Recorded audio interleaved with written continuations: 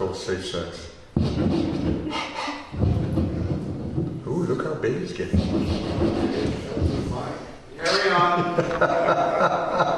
Made you all smile. Thank you for coming in from the plague. Cold actually on it. Right on cue, a thespian. I love it. Gosh. I brought it with me. Aha. But Christopher Pegas ain't. You're due for a new one, boss. What a collection. Next year. Yep. You are extraordinarily gifted. And we have some other extraordinary talent in this house that I'm so proud to be part of. This is Frank Boyer. He was born on the banks of the Mississippi. Way back when, according to him and legend, dinosaurs ruled the earth. Now what Frank doesn't realize, we are kindred Pisces. We have just become 5 for the 14th time plus 1. And my mama was from Alabama. And Mama's wisdom. Oh, Ma, I'm so lonely. Son, you're born alone. You die alone. You better get used to the middle. It's not fair. Who says life's fair? Anyway, as strange as the South has allowed its history to distort its true contribution to the rest of the United States, there's something quite extraordinary about a Southern soul. With that in mind, Frank loves the Word. So how could I not love Frank? Because I'm an advocate of the Word myself. And he has great joy whenever he shares his self with other selves in the process of expressing the Word. As I said in the opening preamble, this is a master class. We are blessed to hear authors read their own work, not through the filters of our own evolved state of literacy in some musty library or the privacy of our home. We're hearing authors reading their work. So, with that in mind, it gives me great pleasure, Frank Boyer.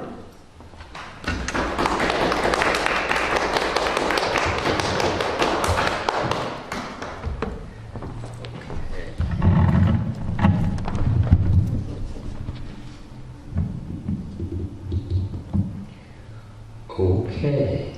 Can you hear me? I think you can. So far. So far, so good. Okay, I'm going to read some older things, some newer things, some shorter things, some longer things. So, without further ado, From the Dark Side of Glass. And it's got an epigraph from Marlowe's Dr. Faustus. Faust, how comes it then that thou art out of hell? And Mephistopheles looks at him, says, why, this is hell, nor am I out of it. Seeking to destroy night, I gave death, I gave time, the death of 1,000 cuts, buried the pieces in notebooks. I built a paper fortress, struggled to find a physics of despair, a scientific method of the soul. I ground dice to powder. The wind scattered it.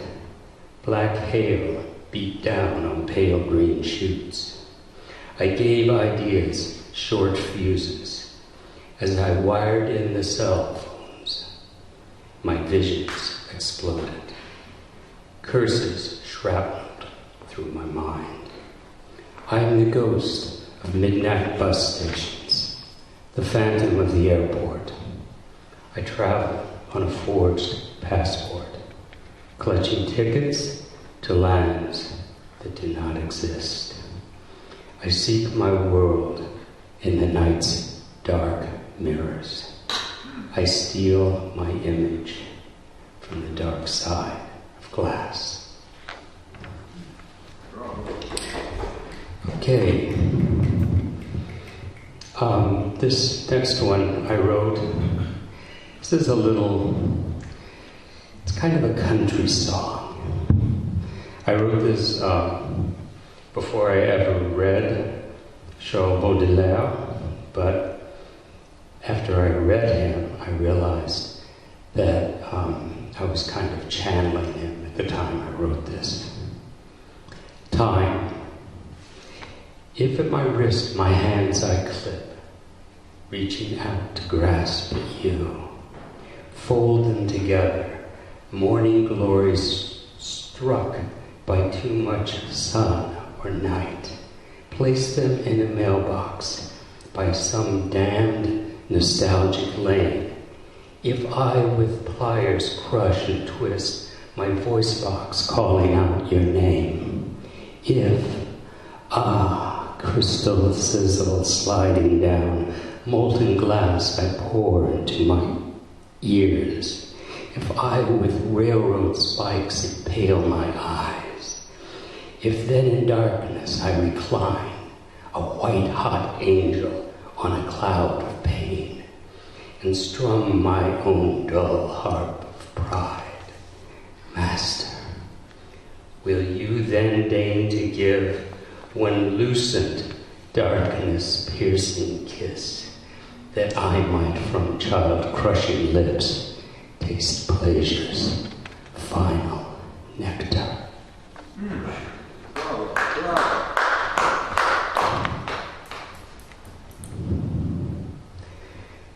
Shaw was a little weird. Okay, Baudelaire was a little weird. He ended his life in an insane asylum, and he had tertiary syphilis and was completely mad. And he spent all of his time shouting, "Manet! Manet!" as if the painter could come and save him. Familiar. Stalking in from the shadows, she curls up around my heart, digs in her claws, and makes herself at home.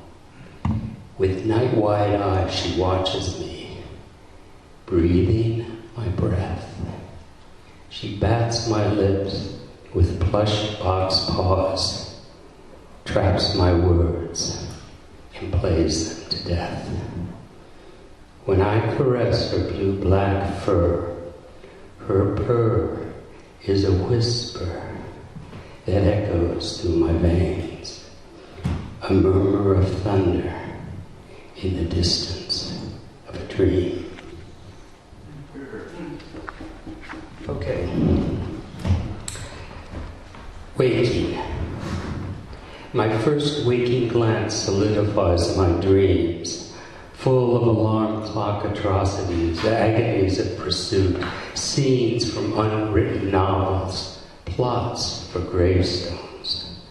I grope for the light, the tattered blanket, inches from my eye, shocks, then soothes me, like a photo in a book I'm afraid to read.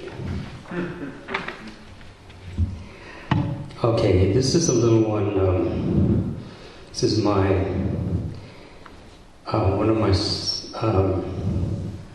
poems to New York City, and it's inspired by García Lorca, La Poeta en Nueva York. I walk where dogs will eat the dead, drunkards warble leaden songs, the traffic howls a liaison, and heels of striding women castanet, the Spanish dance of dawn. Lay out vestments, O rebellious heart, and sacraments in these cathedral streets. Among the knives of glass and steel, I would drink the blood of Christ. Eloi, Eloi, in this valley of the shadow, Gloria, Gloria, myrrh and silver, in excelsis lama sabachthani. And the last words are Aramaic, and they're what Jesus spoke on the cross. My God, why have you forsaken me?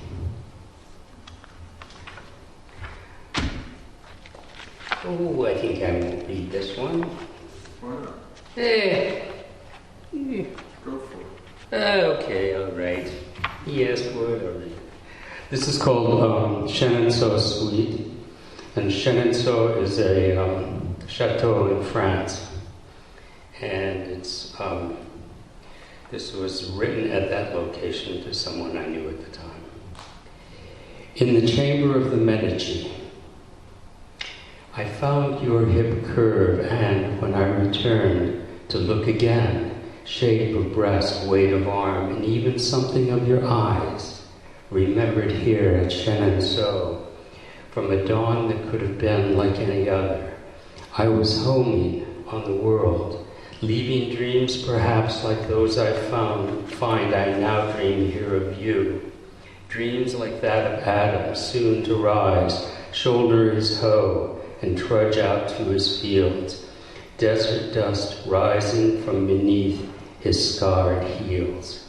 I imagine this, his dream, a memory of dawn, waking up, dull pain in his side, near where my own aches with me now, to gaze into eyes more like his own than any he had ever seen, eyes in which he could discern new worlds. He felt the shock of all that was to come pass through him like a spear.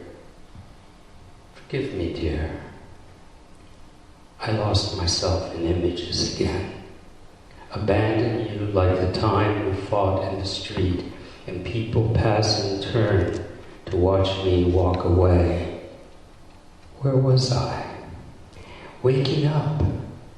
I opened my eyes and looked straight into yours, opening like morning glories on that one cool spring day. I saw the sunlight dance down deep inside and meet your joy when you saw me.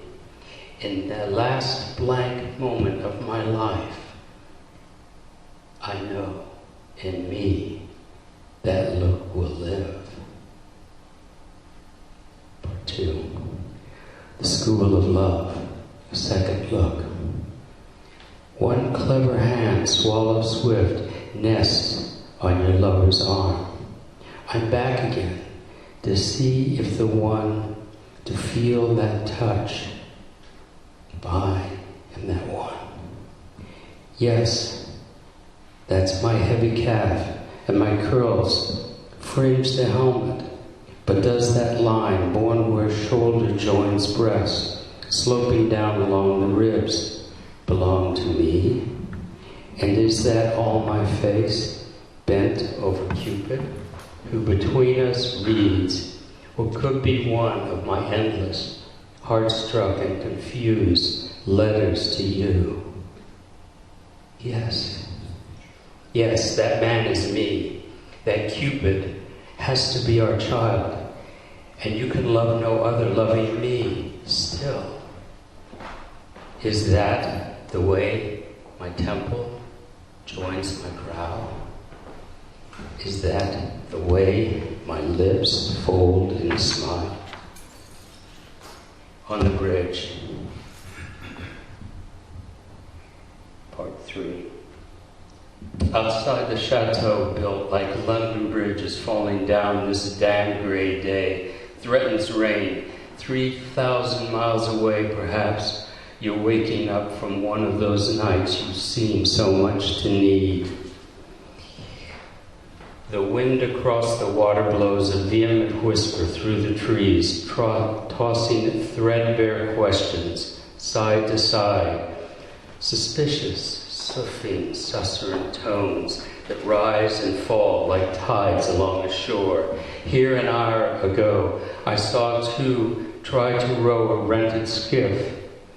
Their oars beat them in circles, like our night words, too often circled, arabesqued and curled upon their weary, disappearing selves. They beat against the sheer stone moat wall. I walk past the tower that guards the bridge. The wind blows dust in my eyes. I feel it on my lips. Your small ghost with me always, known to me by the empty place at my side, where once, walking down the street, I found you fitting perfectly. Presses that same hip curve that gave me pause today, looking at the painting of the School of Love, into the long muscle of my thigh. Again dust circles and settles around me, catching me from behind. Chenonceau, France. Rock on,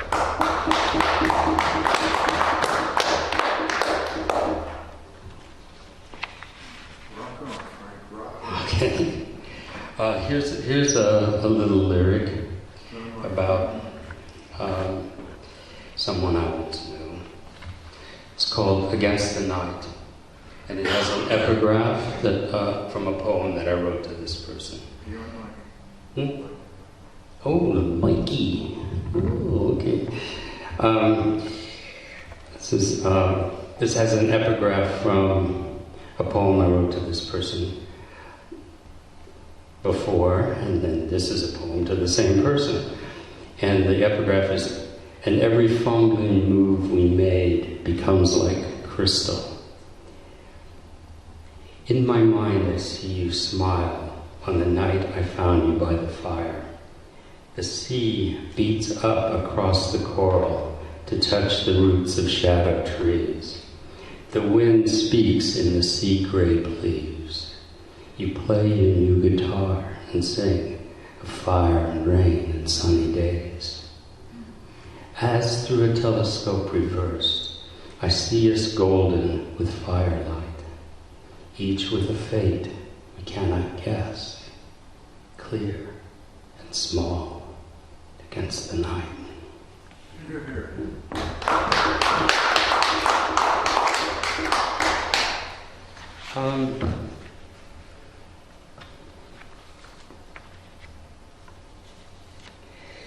This one's, we've been playing with this one for a long time.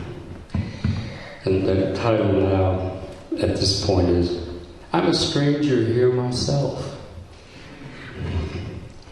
The night you made love to her, two sweet voices pierced the door, hers, mounting the steps of denial, gasping for breath at the top of that stair, and yours, rending the fabric of desire, the hiss of a snake, tossed, yes, yes, oh yes, into a fire.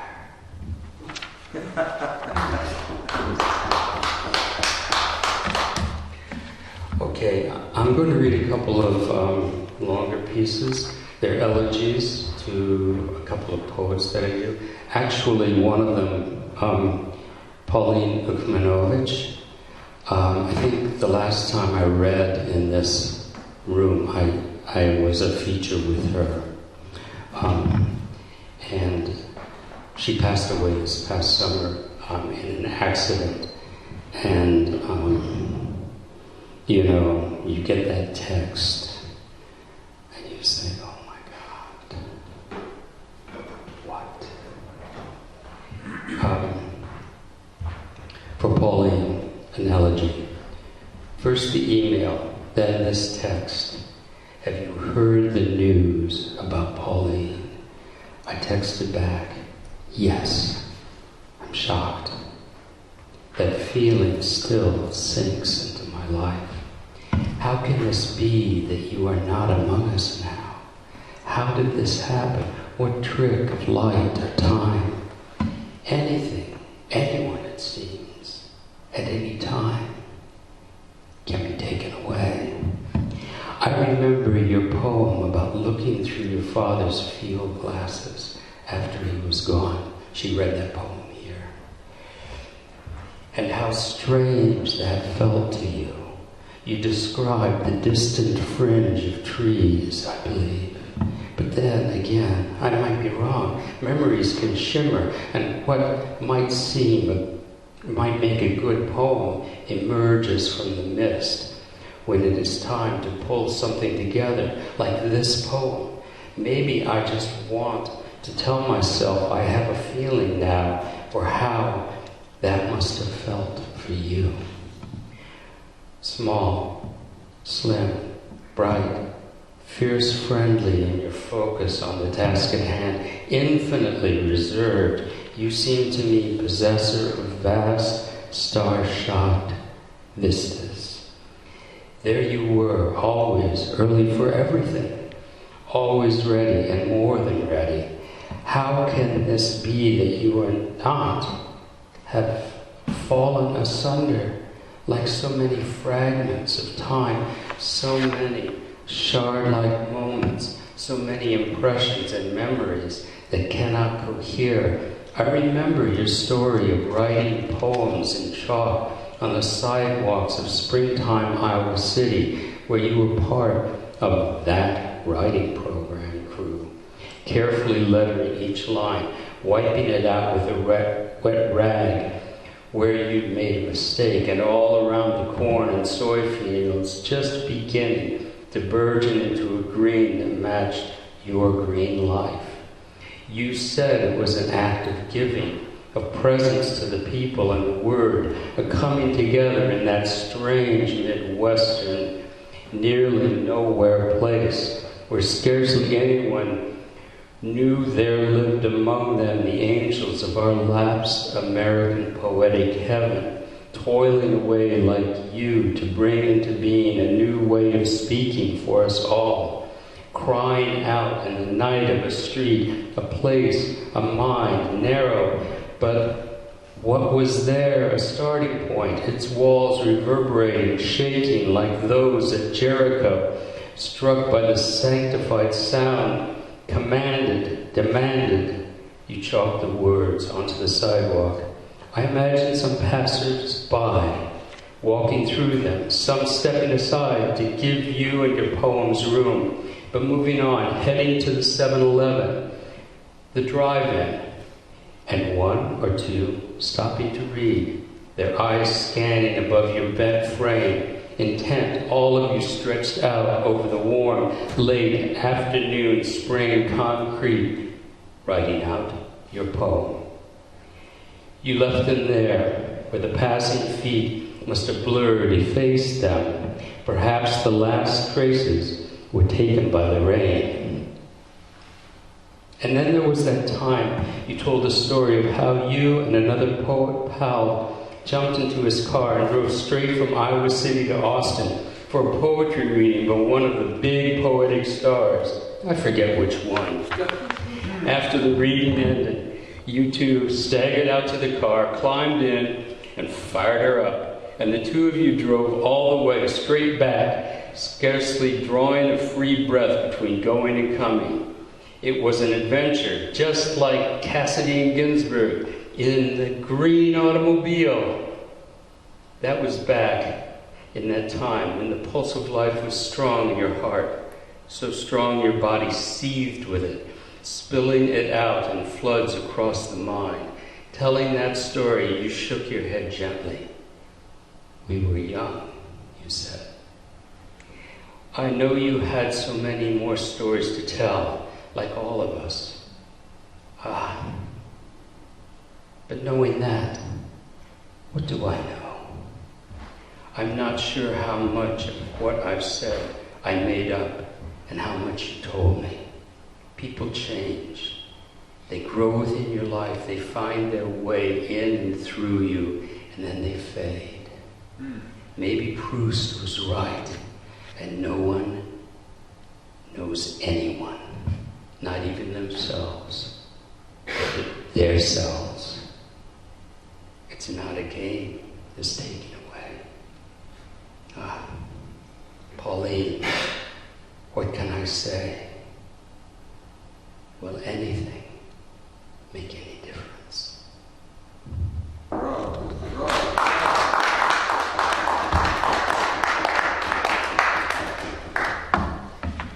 Okay, this is, how much time do I have? This is a long. We're at 20 minutes. 20 minutes. Okay. Well, I'm going to read an elegy to Donald Love. Got it there. Yes, Donald, to Donald. That Donald. The what? On the mic, yes. Donald was a trip.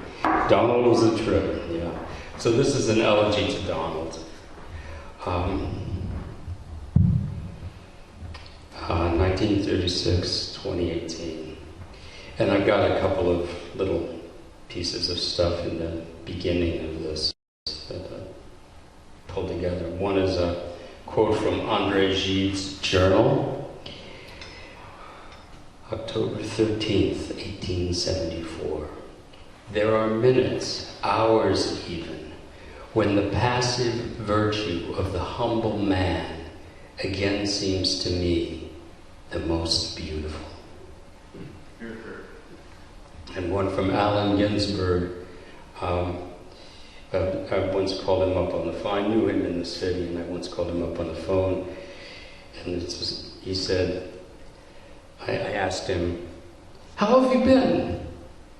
And he said, I've been happy. I've been sad. And things are going on politically that are really pissing me off. You know, I've been like a human being. Okay. And then it's a quote from Donald, from one of his poems, on the eve of Earth Day. Such is the world, and in some obscure way, I'm grateful to be part of it. Dear Donald, I've got to tell you, on several occasions, when your poetry posse, the ragtag gang of usual suspects, gathered to pay homage to you, I've tried to read your poems aloud. And with every line I read, I felt a ghostly voice curling around each word like smoke around a green twig in a fire that just can't take the flame. Not yet. Maybe not ever. Yes, in those times of remembrance and tribute, as I was reading, I heard your voice, the calm cadence of your speech, and knew that my own attempt, however well-intentioned, to even begin to approach the quiet spirit of your own rendition would fail, because Donald, your poetry was you. And even though we still have the books, the poems, those of us who knew you and heard you read will remember and know what we are missing. What we were blessed to have known in knowing you. Your spirit was joined with the spirit of our shared speaking as the people we are so completely that there was no space between whatever bardic inner song we as Americans share and your individual talent.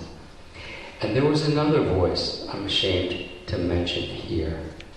I know if we were sitting in the Last Bite Cafe next to the High Falls Post Office where you just picked up your mail and we were waiting for an espresso and we were talking, you'd say, don't worry about that.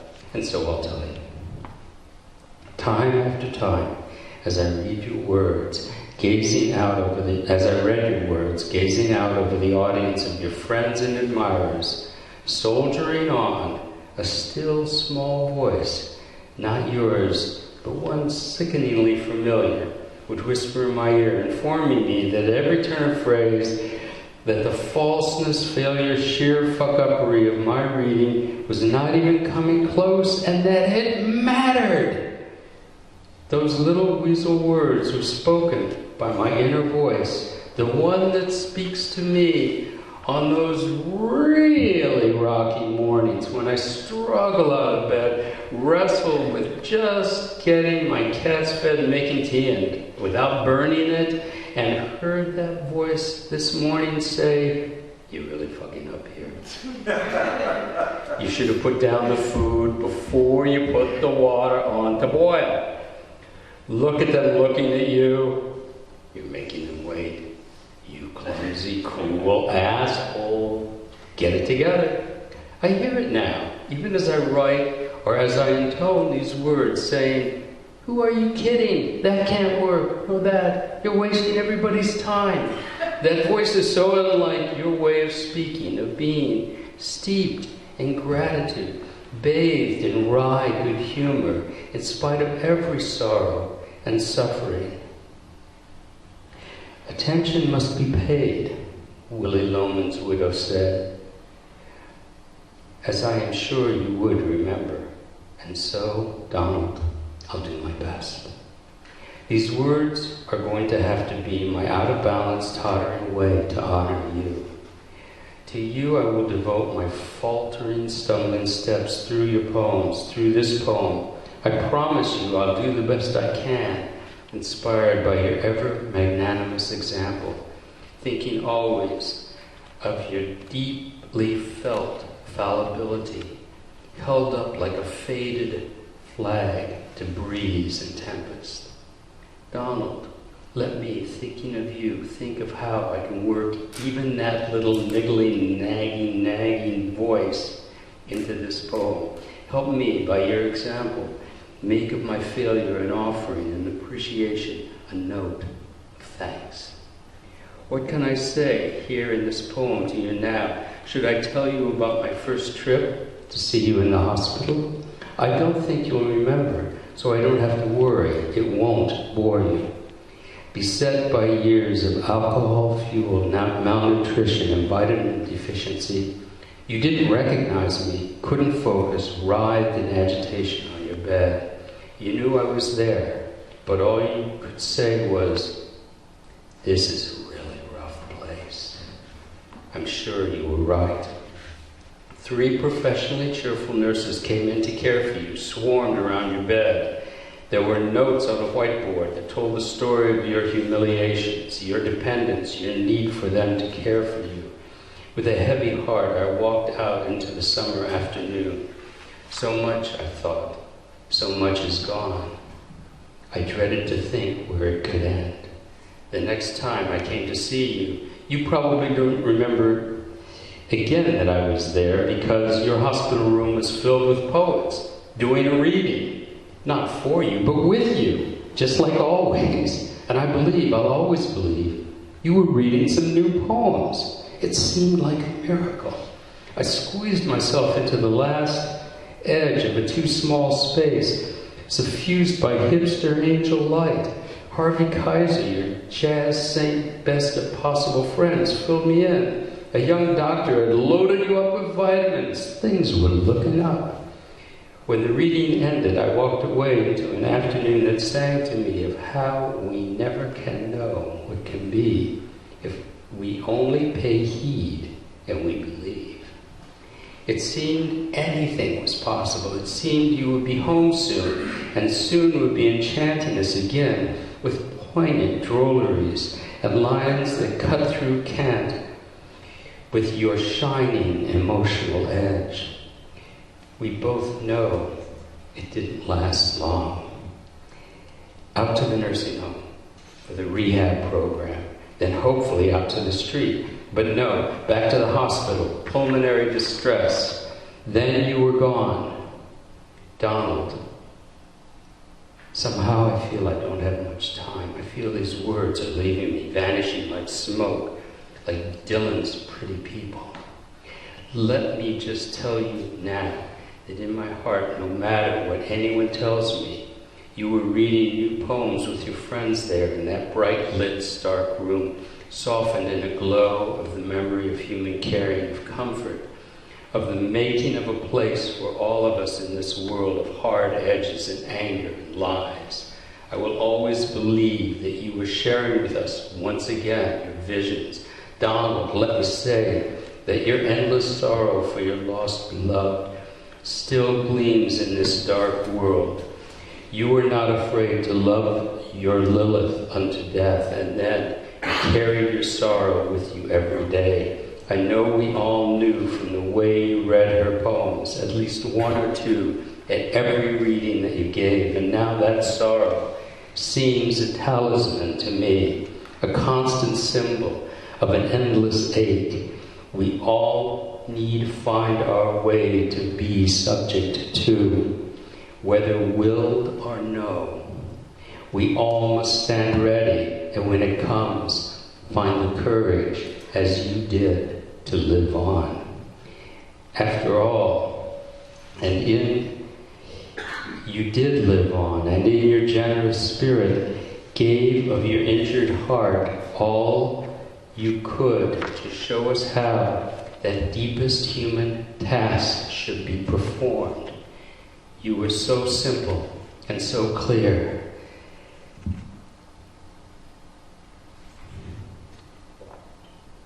Laying bare what bearing up must be. This, your way you were with us said, is the bargain all of us must make with life. And in this, the virtue of the humble human being, fully human in that humility, is the most beautiful of all the virtues. Virtue, as the ancient Romans said, or Menschlichkeit, as Yiddish has it, humanity. I remember most your laughter at the wry absurdities you found in living, entitling one of your books, "A Very Funny Fellow," and quoting as an epigraph, "You're a very funny fellow, but you're no poet." Donald, what can I say?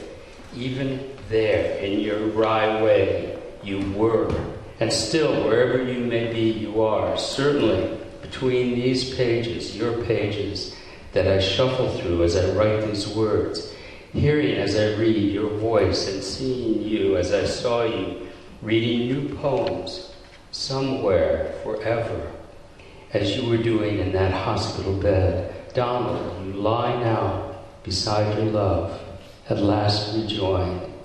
Let your endurance, your bright spirit shine for us. Let your burnished sorrow shine and shine for all of us. And end for you. Sleep beside your love. Let the rose twine on the briar. Vale. Shalom.